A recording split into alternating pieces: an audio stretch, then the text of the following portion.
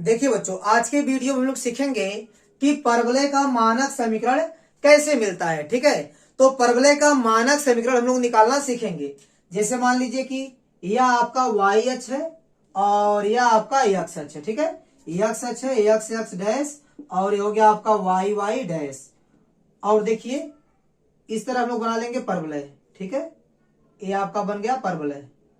ठीक है, अब देखिए परवलय क्या होता है।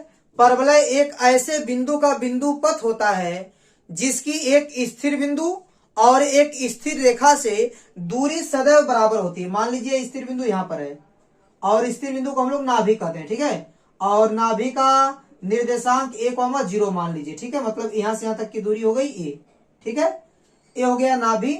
और जो स्थिर रेखा होती है बच्चों, स्थिर रेखा को हम लोग कहते हैं नियता। स्थिर रेखा को क्या बोलते हैं हम लोग?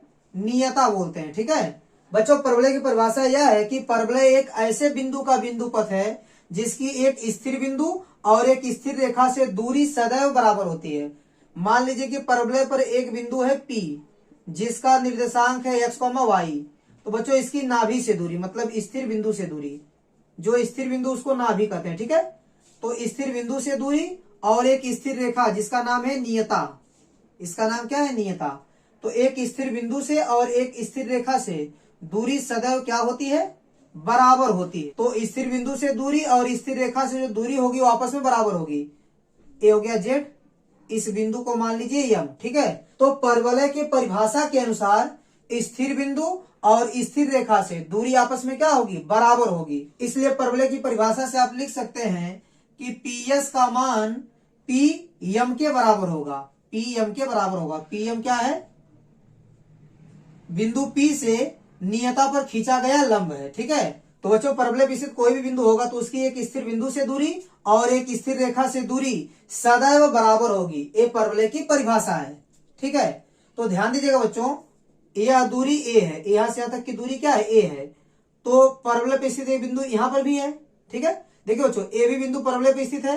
तो बच्चों इस बिंदु की नाभि से दूरी और नियता से दूरी क्या होगी? बराबर होगी। अगर यह दूरी ए है तो यह भी दूरी क्या होगी? ए होगी।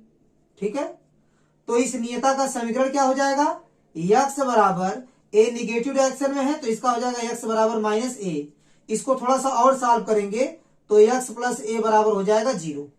अब देखिए बच्चों, यहां से आप लंब भी खींच सकते हैं। यहां पर देखिए, यहां लंब खींच देंगे तो आपको क्या मिलेगा? देखिए मान लीजिए यहां पर लंब खींच दिए तो इसको मान लीजिए आप n। ठीक है, अब ध्यान दीजिएगा बच्चों, PS क्या है? दो बिंदु के बीच की दूरी।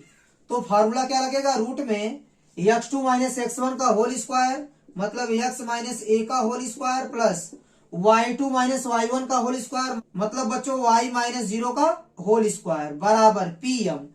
बच्चों इस बिंदु को आप मान लीजिए K। ठीक है, तो बच्चों PM की लंबाई NK की लंबाई के बराबर होगा। ठीक है, PM की लंबाई और NK की लंबाई आपस में क्या होगी? बराबर होगी। तो PM की जगह आप NK भी लिख सकते हैं। तो ध्यान दीजिएगा बच्चों, रूट में x square plus a square minus 2ax plus a हो गया आपका y का स्क्वायर, बराबर NK को आप क्या लिख सकते हैं? देखिए इस बिंदु को a मान लीजिए। बच्चों ए बिंदु क्या है? आपका परवलय का शीर्ष है। ठीक है, तो जो PM है वह NK के बराबर है और NK को आप लिख सकते हैं AN plus AK। AN plus AK लिख सकते हैं। ठीक है, ध्यान दीजिएगा बच्चों, आप इसको लिखते आइएगा। ए है आपका x square plus a square minus 2ax plus y square, बराबर AN क्या है? A से n तक की दूरी क्या है? देखिए इसका भुज कितना है? x है। तो यहां से यहां तक की दूरी क्या हो जाएगी? x हो जाएगी। तो बच्चों यहां से लेकर यहां तक की दूरी हो जाएगी x। इसको लिख दीजिए फिर प्लस a के, यहां से यहां तक की दूरी क्या है? a है। बच्चों दूरी लेंगे, दूरी सदैव प्लस होती है। ठीक है, ऐसा नहीं कि निगेटिव डायरेक्शन में तो माइनस से लिख देंगे, नहीं। यहां से यहां तक की दूरी पूछी गई तो दूरी क्या है आपकी? प्लस a है, तो यहां लिख देंगे a। अब बच्चों दोनों पक्षों का होल स्क्वायर कर देंगे। आप दोनों पक्षों का होल स्क्वायर कर दीजिए। इधर स्क्वायर करेंगे, करड़ी खत्म हो जाएगी। X square plus a square minus 2ax plus y square, बराबर a प्लस बी का होल स्क्वायर यहां लगेगा तो x square plus a square plus 2ax हो जाएगा। ठीक है, एक्स स्क्वायर आपका कैंसिल हो जाएगा, ए स्क्वायर भी कैंसिल हो जाएगा। यहां मिलेगा आपको वाई स्क्वायर बराबर 2ax और माइनस 2ax इस साइड आएगा तो प्लस 2ax हो जाएगा, ठीक है। तो वाई स्क्वायर बराबर हो जाएगा आपका, जोड़ेंगे तो 4ax हो जाएगा। तो बच्चों परवलय का मानक समीकरण हो गया आपका y square is equal to 4ax।